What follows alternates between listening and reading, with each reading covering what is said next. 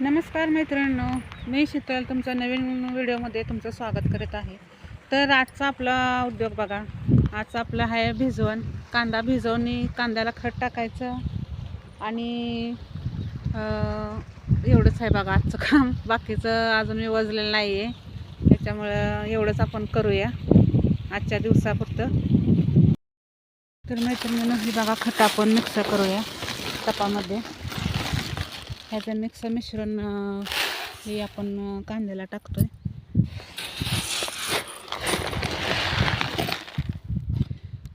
दोन्हीही समप्रमाणात टाकायचं असतं.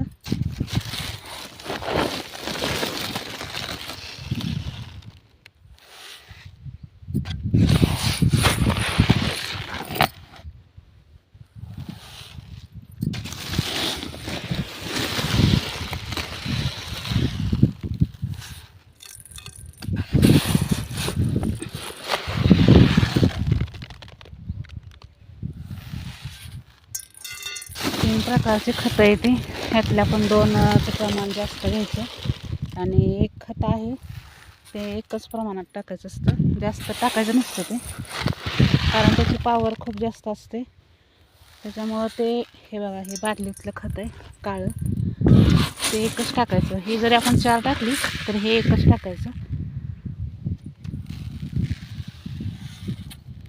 आणि हे आपण मिक्स करूया चांगलं.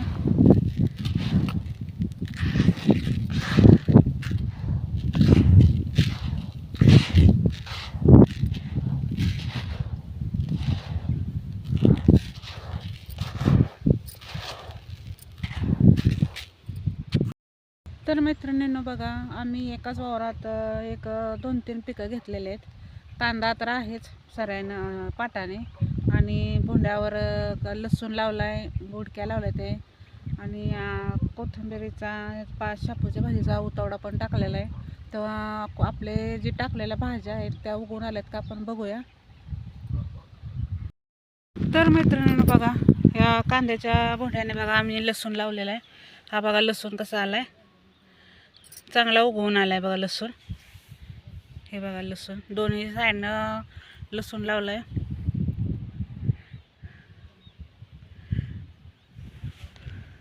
हे बघा लांब सडक किती मोठं वावर आहे.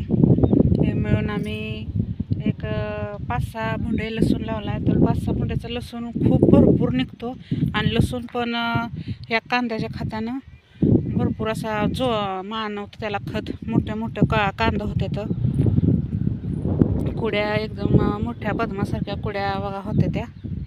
आता परत उपट्या टायमिंगला त्याचा व्हिडिओ मी बनवून टाकेन, तुम्हाला दाखवेन की कांद्याच्या खताने लसूण कसा जोमाने येतो आणि मोठा होतो. हे बघा फुट कशी भारी आहे.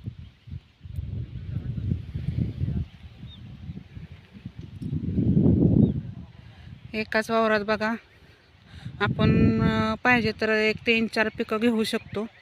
तर हे लसूण लावलेलं आहे बघा. हे लसूण आणि कांद्याच्या बुडक्या ज्या लावल्यात आहे, कांद्याच्या बुडक्या म्हणजे जी कांद्याचं बी जे येतं त्याला बुडक्या म्हणते ती. त्या हो का, ह्या बुडक्या ह्याला आता कांद्याचं नळ येणार. नळ आलं की त्याला फुल येतं, आणि फुलात ते कांद्याचं बी असतं बघा. हो का, ह्या बुडक्या कांदा कटिंग करून अर्धा कांदा कापायचा आणि ते पुरायचा, मुळीची बाजू खाली करायची, आणि ही बघा बुडक्या येते त्या, आणि ह्याला ते कांद्याचं बी येतं. ते कांद्याचं बी आपण बडवून काढायचं आणि ते वावरात टाकलं की बघा हे असे कांदे येते ती.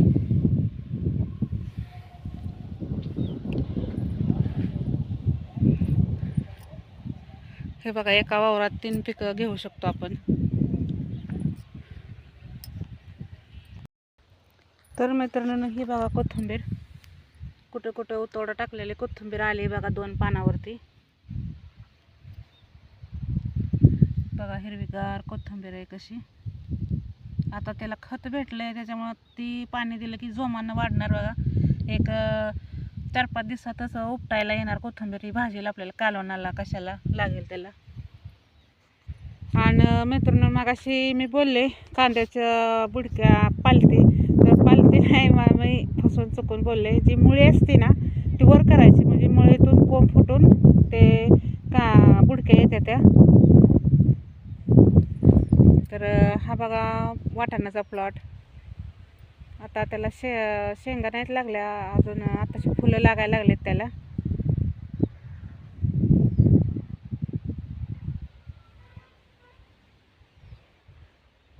खाली बघा मेथीचा प्लॉट पण आहे, तो आता उपटायला आलेला आहे, कारण लांबूनच मेथी भरपूर उंच दिसते.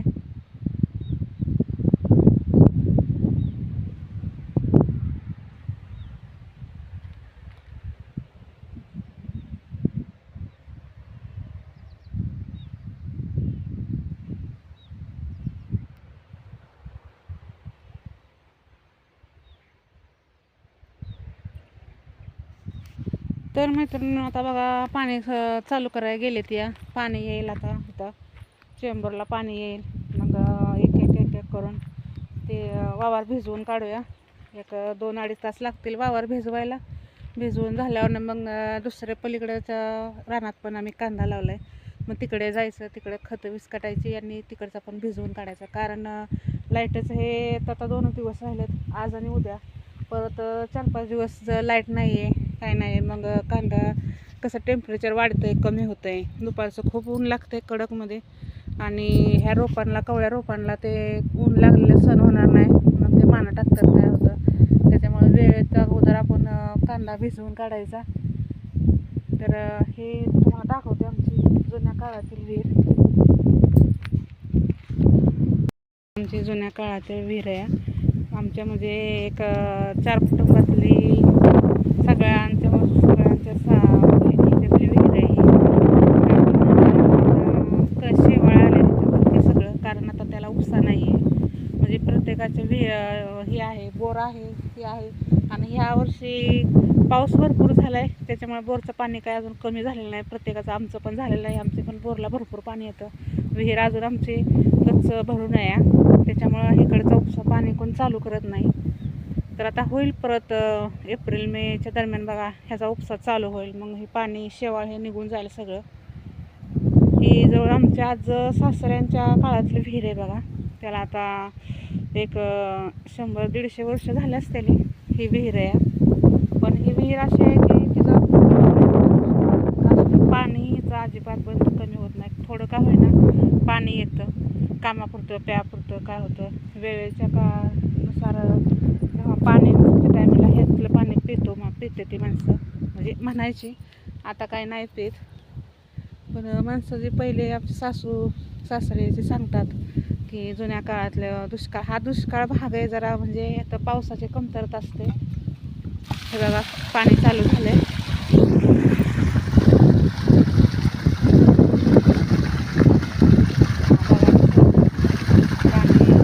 भरपूर पाणी आहे अजून आमच्या बोरला, विहिरीला.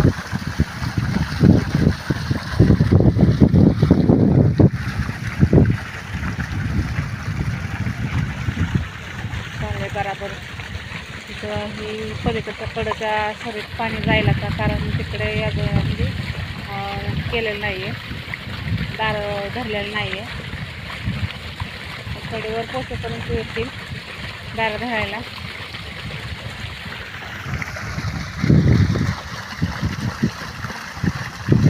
बघा किती पांढरं शुभ्र आणि निखळ पाणी वाहतंय.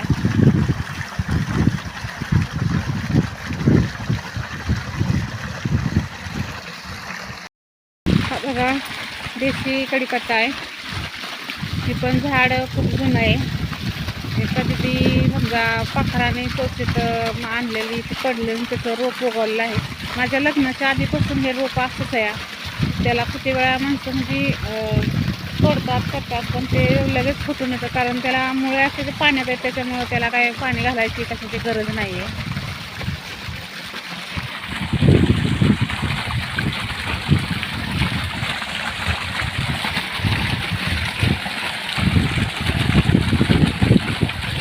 आपण बघूया पाणी कुठं गेलं.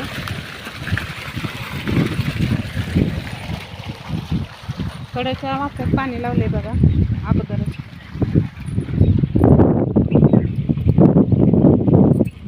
आलेत बघा आता दार धरायला.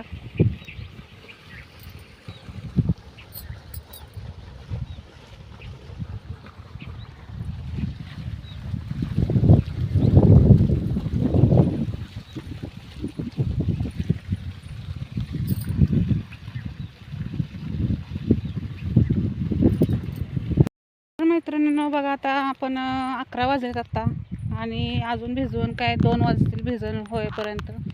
तर आता सकाळचं जेवण अजून नाही आहे, काय नाही, त्यांचा आहे उपवास. तर आता म्हटलं जावं घरी आणि जेवणच तिथं घेऊन यावं, म्हणजे भिजवत खिचडी खातील. नाहीतर 2 वाजता काय ती वाळकी खिचडी खाऊ वाटत नाही काय नाही. तर गरम गरम बनवून त्यांच्याकडे खिचडी घेऊन येऊया.